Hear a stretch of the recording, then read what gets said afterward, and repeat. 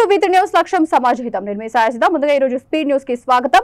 BJP జాతీయ అధ్యక్షుడు JP Nadda నివాసంలో పార్టీ అగ్రనేతల సమావేశం. హాజరైన అమిత్ షా, రాజ్నాథ్ సింగ్, బీజేపీ సంస్థాగత వ్యవహారాలు ప్రధాన కార్యదర్శి బిఎల్ సంతోష్, ఇతర సీనియర్ నేతలు, ఆర్ఎస్ఎస్ నేతలు, కొత్త ప్రభుత్వ ఏర్పాటు, మిత్రపక్షాలకు మంత్రివర్గంలో వాటా, మంత్రివర్గ కూర్పుపై కసరత్తు చేసినట్లు సమాచారం. ఢిల్లీలో రేపు మరోసారి ఎన్డీఏ సమావేశం. హాజరు కానున్న చంద్రబాబు, పవన్ కళ్యాణ్ రేపు రాష్ట్రపతి ముర్మును కలిసి ప్రభుత్వ ఏర్పాటుకు ఆహ్వానించాలని కోరనున్న ఎన్డీఏ భాగస్వామ్య పక్షాలు. రేపు మరోసారి ఢిల్లీకి చంద్రబాబు. హస్తినాలోనే ఉన్న పవన్ కళ్యాణ్. చంద్రబాబు ఇంటి దగ్గర భద్రత భారీగా పెంపు. ఇద్దరు ఏఎస్పీల ఆధ్వర్యంలో భద్రత పర్యవేక్షణ.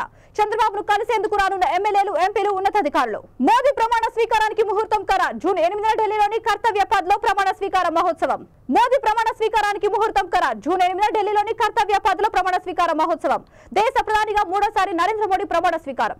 దీంతో దేశంలో మరో 5 ఏళ్ల పాటు మోదీ 3.0 పాలన. పిన్నెల్లికి కోర్టు ఇచ్చిన గడువు నేటితో పూర్తి. పల్నాడులో ఈవీఎం ధ్వంసం కేసులో సహా 3 హత్యాయత్నం కేసులు ఎదుర్కొంటున్న పిన్నెల్లి రామకృష్ణారెడ్డి. కోర్టు ఇచ్చిన గడువు నేటితో ముగియడంతో పిన్నెల్లిని అరెస్టుకు అవకాశం. ముందస్తు బెయిల్ తెచ్చుకున్న పిన్నెల్లి. నర్సరావుపేటలో మాజీ మంత్రి అనిల్ కుమార్ యాదవ్ నివాసంలో ఉన్న పిన్నెల్లి ఇంటి వద్ద భారీగా పోలీసుల మోహరింపు.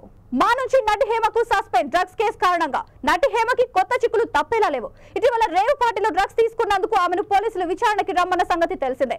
తాజాగా మూవీ ఆర్టిస్ట్ అసోసియేషన్ ఆమెపై చర్యలు తీసుకునేందుకు రెడీ అయింది. తిరుమలలో 6 కంపార్ట్మెంట్లలో వేచి ఉన్న భక్తులు. టోకెన్ లేని భక్తులకు శ్రీవారి సర్వదర్శనానికి 8 గంటల సమయం. నిన్న శ్రీవారిని దర్శించుకున్న 67,320 మంది భక్తులు.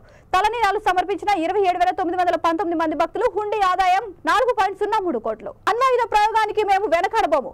రష్యా అధ్యక్షుడు పునీత్ సార్వభౌమత్వాన్ని కాపాడుకునేందుకు అన్ని మార్గాలు అనుసరిస్తామన్న పునీత్. పలు సందర్భాల్లో అణుప్రయోగానికి రష్యా విధానాలు అనుమతిస్తాయని పేర్కొన్న వైనం.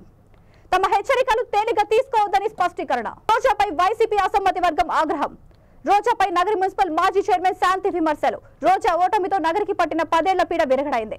నగరి ప్రజలతో కలిసి ఆనందాన్ని పంచుకుంటున్నాం. రోజా అడుగు పెట్టినప్పటి నుంచి వైసీపీకి శని పట్టింది. రోజాకు టికెట్ ఇవ్వకపోయి ఉంటే వైసీపీకి ఇలాంటి పరిస్థితి వచ్చేది కాదు. ఈ స్పీడ్ న్యూస్ ఇంతటితో సమాప్తం. మరొక స్పీడ్ న్యూస్ తో మళ్ళీ కలుద్దాం. అంతవరకు చూస్తూనే ఉండండి V3 న్యూస్ లక్ష్యం సమాజహితం.